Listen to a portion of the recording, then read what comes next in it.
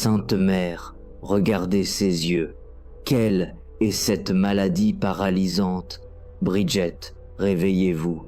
Par un amer matin d'hiver de L en 1346, une noble Suédoise S effondra soudain sur le sol pendant la messe. Elle S appelée Brigitte, âgée de 43 ans, veuve et mère de H enfants, qui tous avaient survécu à la petite enfance. Une grâce rarissime en ce siècle impitoyable. Ce qui lui arriva ce jour glacial à Vadstena allait transformer à jamais la compréhension que l'Église avait de la confession. Les prêtres la transportèrent dans une chapelle latérale. Son corps était raide, ses yeux grands ouverts mais aveugles, son pouls à peine perceptible. On prépara les derniers sacrements persuadés qu'elle agonisait. Elle ne mourait pas, elle contemplait quelque chose qu'aucun vivant ne devrait voir. Lorsque Brigitte revint enfin à elle, 3 heures plus tard, elle pleurait. Non pas de douces larmes de piété, mais de violents sanglots étouffés comme ceux de quelqu'un qui vient d'assister à une atrocité. Les prêtres se penchèrent vers elle et lui demandèrent ce qu'elle avait vu. Elle murmura « Le confessionnal est un champ de bataille ». Ils ne comprirent pas encore. Au cours des 27 années suivantes, Brigitte reçut plus de 700 visions consignées avec le plus grand soin par ses confesseurs. Et l'Église en examina chaque mot. Les théologiens les débattirent longuement. Certains la proclamèrent en prophétesse. Des autres murmurèrent des accusations bien plus sombres. Mais il y eut une vision qui troubla et l'Église plus que toutes les autres, celle qui révélait ce qui se passait réellement dans le monde invisible, lorsqu'une âme confessait ses péchés. Ce n'était pas du tout ce que le on attendait. La première vision de Brigitte sur le confessionnal survint 6 mois après son effondrement. Alors qu'elle priait dans sa chambre, les murs semblèrent se dissoudre. Elle le décrivit plus tard comme si la réalité elle-même s'était déchirée, dévoilant l'armature cachée en dessous. Devant elle se dressait un confessionnal, mais il n'était pas vide. À l'intérieur, elle distingua 2 silhouettes, un jeune homme agenouillé, tête inclinée, le prêtre qui l'écoutait, mais elle vit bien davantage. Derrière le prêtre se tenait une présence qu'elle prit d'abord pour un ange grand, rayonnant, tenant ce qui ressemblait à une vasque d'eau. Son visage était sans expression, attentif. Derrière le jeune homme, tapis dans l'ombre et presque invisible, se trouvait autre chose, une créature aux doigts trop nombreux. Le jeune homme commença confession. Brigitte N entendit, pas les paroles, mais elle en perçut les faits. À chaque mot prononcé, la créature derrière lui tressaillit. Ses doigts agitèrent et sa forme parut s'amincir, devenir plus transparente. Elle, ange derrière le prêtre, se mit alors à verser l'eau, non sur le sol, mais sur la tête du pénitent. Brigitte regarda cette eau qui luisait doucement comme du clair de lune liquide, ruisseler sur lui. Là où elle touchait, les ombres accrochées à ses épaules s'évaporaient. La créature accroupie hurla en silence, puis disparut. Mais ce est alors que tout devint étrange. Elle, ange, ne s'arrêta pas. Même après que la créature se fut évanouie, le eau continua de couler. Elle accumula aux pieds du jeune homme, puis se répandit sur le sol, passa sous la porte et écoula dans l'église. Brigitte la suivit du regard. Cette eau se dirigeait vers d'autres personnes dans l'église. Des gens qui ne se confessaient pas, qui priaient simplement, étaient assis en silence ou allumaient des cierges. Lorsqu'elle les effleura, Brigitte vit ça scintiller au-dessus de leur tête de brèves images, visages de ceux qu'ils avaient blessés, péchés, oubliés, instants de cruauté ou de lâcheté en fou. Et alors, elle un après l'autre, ces gens se levèrent et se dirigèrent vers le confessionnal. Brigitte écrivit « La confession sincère d'un seul homme devient un filet qui en attire d'autres. » L'Église ne sut que faire de cette révélation. 3 ans plus tard, Brigitte eut une seconde vision. Cette fois, elle vit l'inverse. Une femme entra dans le confessionnal, bien mise maîtresse dès elle-même.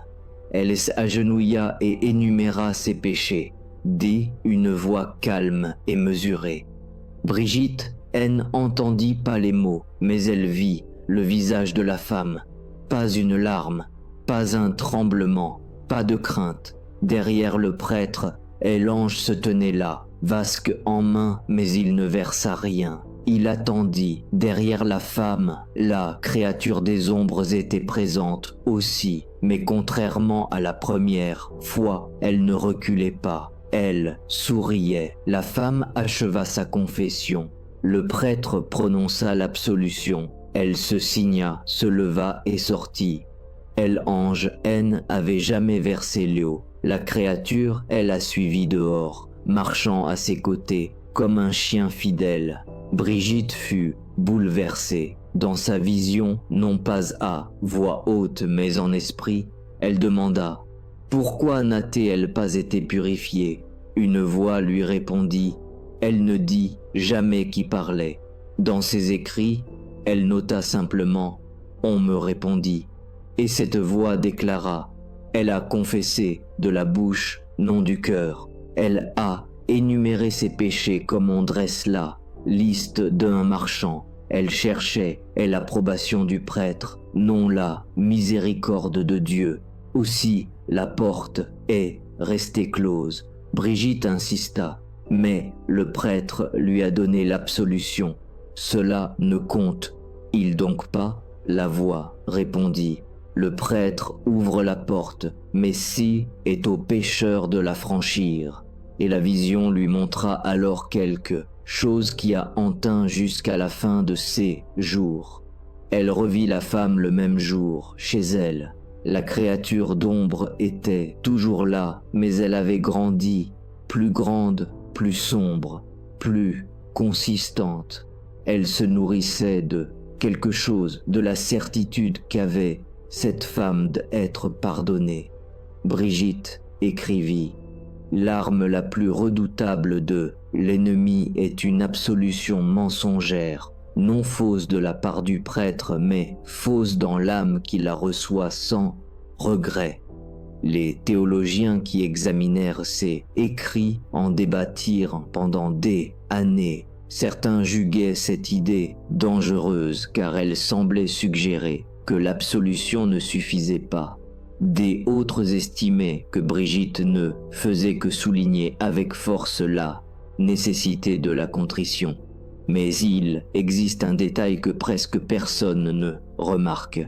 Dans la marge du manuscrit original, un de ses confesseurs, un dominicain nommé Pierre Olavi, ajouta une note.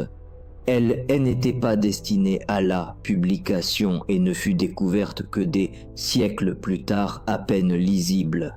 Elle disait « J'y ai demandé à Brigitte de quoi se nourrissait la créature. Elle répondit « Du souvenir du péché qu'elle aime encore. » Cette phrase ne fut jamais intégrée aux révélations officielles.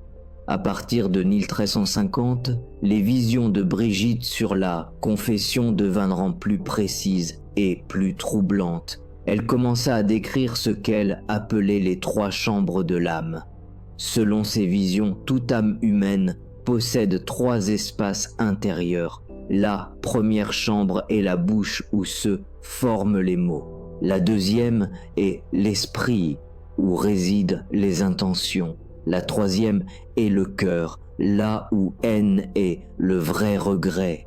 La plupart des gens, disait-elle, ne confessent que depuis la première chambre, ils prononcent les bonnes paroles. Ils connaissent la formule « Bénissez-moi, mon Père, parce que j'ai péché ». Ils énumèrent leurs fautes, reçoivent l'absolution et repartent. Mais les mots haine ont jamais descendu plus bas que leur gorge. Certains confessent depuis la deuxième chambre. Ils reconnaissent intellectuellement leurs péchés, comprennent pourquoi ces actes étaient mauvais. Ils ressentent peut-être un léger regret, mais c'est le regret d'avoir été pris, de décevoir quelqu'un ou de ne pas être à la hauteur de leurs propres exigences, non celui de blesser Dieu.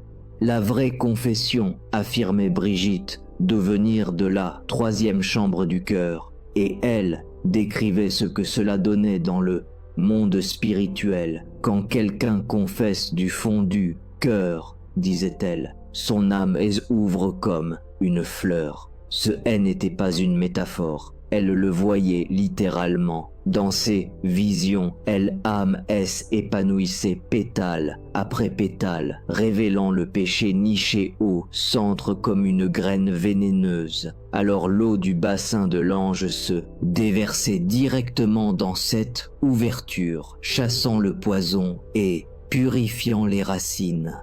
Mais voici là, par la plus inquiétante, quand l'âme s'ouvrait, de autres regards pouvaient avoir à l'intérieur.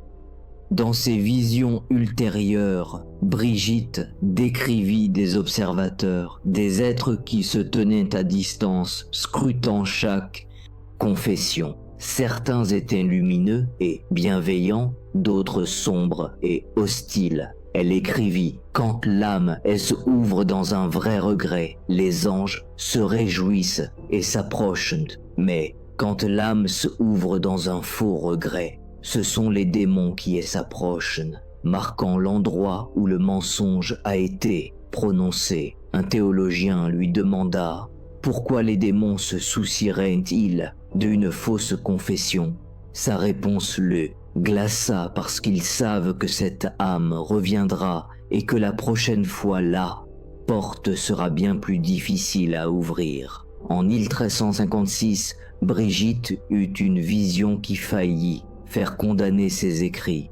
Elle vit un prêtre dans le confessionnal, mais cette fois-ci était lui qui se confessait à un autre prêtre.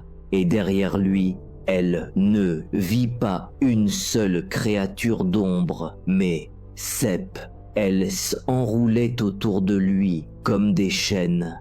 Elle une autour de sa gorge, une autre autour de ses yeux, une troisième autour de ses mains. Le prêtre confessa péché.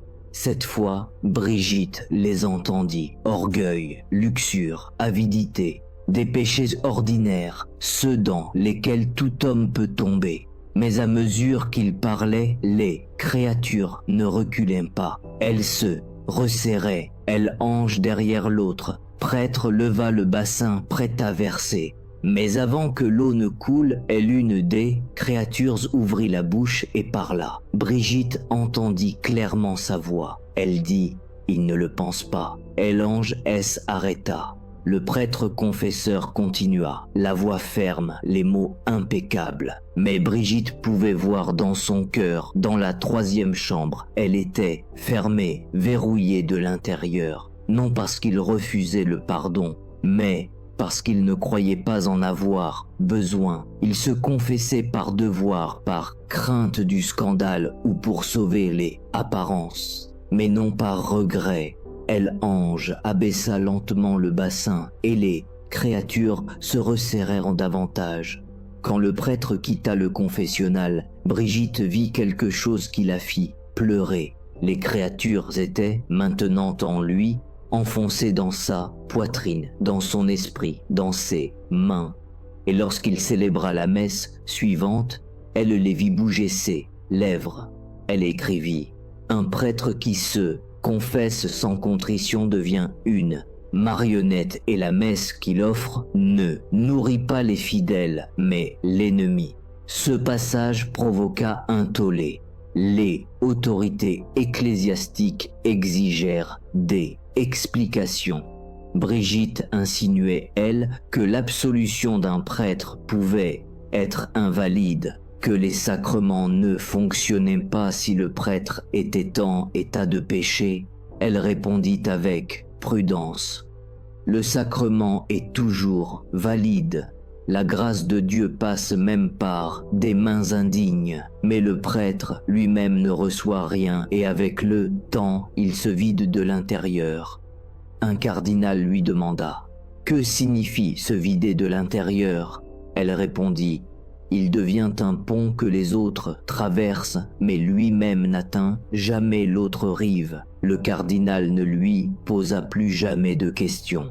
En 1362, Brigitte reçut une vision qui expliqua pourquoi la vraie contrition était si puissante. On lui montra un souvenir, non le sien, mais celui de l'humanité. Elle vit le jardin de Éden, Adam et Ève, devant Dieu après la chute. Et elle vit quelque chose que personne ne lui avait jamais raconté. Dieu leur posa une question, non pas pourquoi avez-vous mangé le fruit, mais êtes-vous désolé? Dans la vision de Brigitte, Adam hésita. Il regarda Ève, il regarda le sol. Il ouvrit la bouche pour expliquer, pour justifier, pour rejeter la faute. Et, dans cette hésitation, quelque chose entra dans le monde. Non le péché, il était déjà là, mais le refus de le reconnaître. Brigitte écrivit: le premier péché fut la désobéissance, mais le second péché, celui qui rendit l'exil nécessaire, fut le refus de dire « Je suis désolé et c'est ma faute ». Elle vit ce qui serait arrivé si Adam avait simplement pleuré.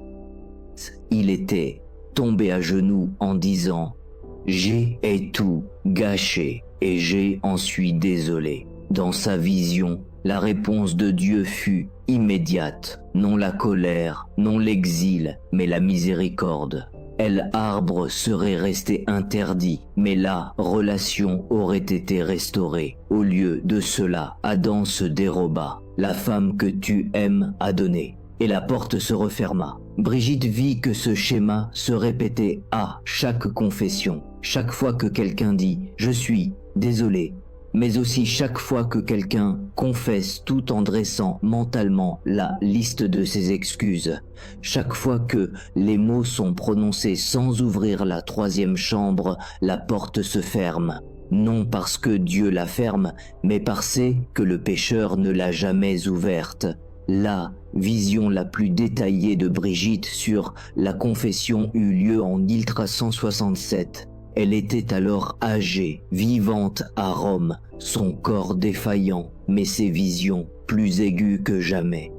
Elle vit une salle de tribunal, non sur la terre, mais ailleurs. Une âme se tenait au centre de sexe indéterminé, le visage voilé. Autour d'elle, 3 figures. Un ange tenait un rouleau, un démon tenait une chaîne. Une figure humaine rayonnait faiblement. Brigitte comprit qu'il agissait du gardien de cette âme, ce que nous appellerions un ange gardien, mais plus ancien, plus originel. Le démon parla le premier. Il déroula son propre rouleau et énuméra tous les péchés commis par l'âme. La liste était longue. Certains péchés étaient monstrueux, violence, trahison, cruauté. D'autres étaient minces, moments de paresse, pensées méchantées, petits mensonges. Mais le démon les lut tous avec le même plaisir. Lorsqu'il eut fini, il se tourna vers le juge dont Brigitte ne put, déclara « Cette âme est à moi ». Et l'ange déroula rouleau. Il recensait toutes les confessions que l'âme avait faites. Les entrées étaient bien moins nombreuses que sur la liste du démon. Le démon sourit, mais alors le gardien prit la parole. Il désigna une seule confession sur le rouleau de l'ange, une seule, et dit « Celle-ci était vraie ».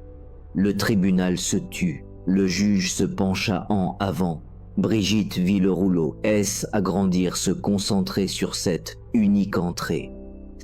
Était un péché confessé alors que l'âme avait 17 ans. un mensonge dit à un ami, une petite trahison, rien de dramatique. Mais la confession avait été faite avec un regret si complet, une honnêteté si totale, une ouverture si brute du cœur, qu'elle brillait sur le rouleau comme un charbon ardent. Et de cette unique confession lumineuse, la lumière commença à se répandre. Elle effaça le péché qu'elle concernait, puis gagna ceux commis avant, puis ceux commis après.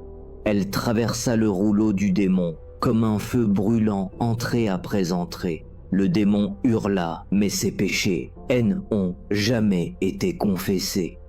Le gardien répondit, « Une seule confession vraie ouvre la porte à tous les autres. La grâce ne compte pas les péchés, elle compte les cœurs. » La lumière continua de s'étendre jusqu'à ce que le rouleau du démon soit vierge. La chaîne dans sa main se dissipa et l'âme fut libre. Brigitte s'éveilla de cette vision en pleurant. Elle la dicta immédiatement à son confesseur qui la transcrivit mot pour mot. Mais voici ce que la plupart des gens ignorent. À la fin de la dictation, Brigitte ajouta quelque chose qu'elle n'avait pas mentionné dans la vision elle-même. Elle dit « On aime à aussi montrer ce qui arrive quand toutes les confessions sont fausses. » Son confesseur attendit. Elle poursuivit « Les rouleaux restent pleins. Et au jugement l'âme les voit tous les deux et comprend. J'ai été pardonné 1000 fois, mais je ne l'ai jamais accepté. » Le confesseur demanda « Que devient cette âme ?» La réponse de Brigitte fut simple. Elle choisit elle-même son exil. Après la mort de Brigitte en 137, son confesseur Pierre Olavie compila ses visions, mais il omit certains détails, non parce qu'ils étaient hérétiques, mais parce qu'ils étaient trop précis.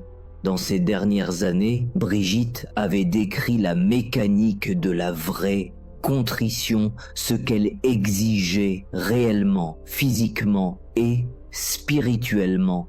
Elle disait qu'elle impliquait 3 mouvements de l'âme.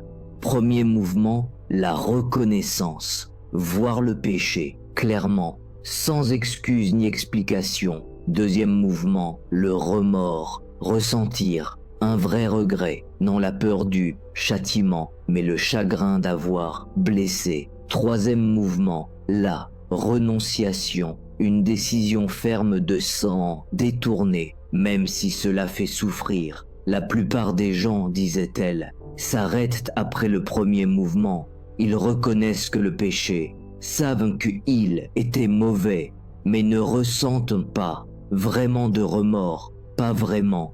Ils ressentent de l'inconfort, de la gêne ou de la peur, et ainsi le deuxième mouvement n'a jamais lieu. Sans le deuxième, le troisième est impossible. Brigitte le comparait à l'ouverture d'une porte à 2 serrures. La reconnaissance déverrouille la première, le remords déverrouille la seconde. La renonciation pousse la porte. La plupart des gens secouent la poignée et croient que la porte est coincée. Elle est pas. Ils ne l'ont simplement pas déverrouillée. Pierre Olavie nota dans ses écrits privés « J'y ai demandé à Sainte Brigitte s'il existait un moyen de forcer le deuxième mouvement, de fabriquer le remords. » Elle répondit que non, le remords ne peut être fabriqué, il ne peut qu'être reçu. « Des où ?» demanda-t-il. Elle marqua une pause puis dit « Du souvenir d'avoir été aimé. » Pierre ne comprit pas. Elle expliqua « On ne peut ressentir de chagrin d'avoir blessé quelqu'un que si l'on se souvient d'abord qu'il nous a aimés. C'est pourquoi le premier pas de toute vraie confession n'est pas d'énumérer les péchés, c'est de se souvenir de l'amour de Dieu. Sans se souvenir, la confession n'est qu'un inventaire. » Les révélations de Brigitte sur la confession furent officiellement approuvées par l'Église en 1391, mais certains passages furent réservés à la méditation privée L1DE décrivait un phénomène que Brigitte appelait L-écho. Elle affirmait que toute vraie confession crée une onde dans le monde spirituel, non seulement pour la personne qui confesse, mais pour tous ceux qui sont liés à ce péché. Si vous confessez un mensonge fait à un ami et que votre confession est vraie du fond du cœur, cet ami ressent quelque chose non consciemment, mais au plus profond de son âme. Un poids s'allège, il ne sait pas pourquoi. Il se sent soudain plus léger, plus enclin au pardon, moins amer. Et si cet ami porte en lui son propre péché non pardonné, peut-être du ressentiment envers vous, l'écho de votre confession lui facilite la sienne. Brigitte le décrivait comme une réaction en chaîne. Une vraie confession peut en déclencher une douzaine d'autres. Elle écrivit « Voilà pourquoi l'ennemi lutte si fort pour maintenir les confessions superficielles. Une seule confession profonde peut défaire un siècle de son œuvre. » Pierre Olavie lui demanda « L'avez-vous déjà vu arriver ?» Elle répondit « Oui, une fois à Vadstena, un homme confessa avoir volé l'église. Ce fut une vraie confession. Il pleura, il rendit l'argent, il implora le pardon. Dans le mois qui suivit, 7 autres personnes du village Vinentre confessèrent leurs propres fautes. Aucune ne connaissait la première. Mais Brigitte vit le lien dans une vision. L'eau de la première confession était répandue dans le village comme une inondation, adoucissant les cœurs, déliant les langues, ouvrant les portes. À la fin de l'année, tout le village était passé à confesse. Le prêtre dit à Brigitte que était un miracle. Elle le corrigea. Était un homme honnête. Il existe une histoire qui ne figure dans aucun document officiel de l'Église. Elle apparaît que dans une lettre de Pierre Olavie à un autre dominicain, écrite en 614, un an après la mort de Brigitte. Dans cette lettre, Pierre rapporte ce que Brigitte lui confia sur son lit de mort. Elle avait demandé à faire sa confession finale. Pierre, elle écouta, donna l'absolution et crut que tout était fini. Mais Brigitte l'arrêta. Elle dit « Il y en a une autre ». Pierre attendit. Elle confessa qu'elle avait autrefois douté de la miséricorde de Dieu. Pas de façon spectaculaire, pas publiquement, mais une fois, des décennies plus tôt, après avoir confessé un péché particulièrement honteux, elle était sortie du confessionnal en pensant « Cela ne peut pas suffire, Dieu ne peut pas pardonner cela ». Ce fut une pensée brève, un éclair de doute, mais elle ne l'avait jamais confessé. Par honte de douter, Pierre lui donna l'absolution. Et alors, Brigitte dit quelque chose que Pierre n'oublia jamais. Elle dit « Je viens de les voir ». « Qui ?» demanda Pierre. « Toutes les personnes que j'aurais pu aider si j'avais confessé ce doute plus tôt. » Pierre ne comprit pas. Brigitte expliqua. « Ce doute a vécu en moi pendant 30 ans. Et chaque fois que quelqu'un venait me demander conseil, ce doute murmurait. Ne leur dis pas que est facile. Ne leur dis pas que Dieu est miséricordieux. Tu n'y crois pas toi-même. » Elle avait passé 30 ans à conseiller, consoler, guider vers la confession, mais toujours avec une hésitation cachée, une minuscule fissure invisible dans sa confiance. Et maintenant, dans sa vision finale, elle voyait toutes les personnes qui avaient cette hésitation et s'étaient retenues, qui avaient failli confesser, mais s'étaient arrêtées parce qu'elle sentait son doute. Elle pleurait non pour son propre péché, mais pour le leur. Pierre Olavie écrivit « Elle m'a appris que le péché non confessé ne damne pas seulement le pécheur, il le rend muet. Et dans ce silence, d'autres se perdent. La lettre S arrête là.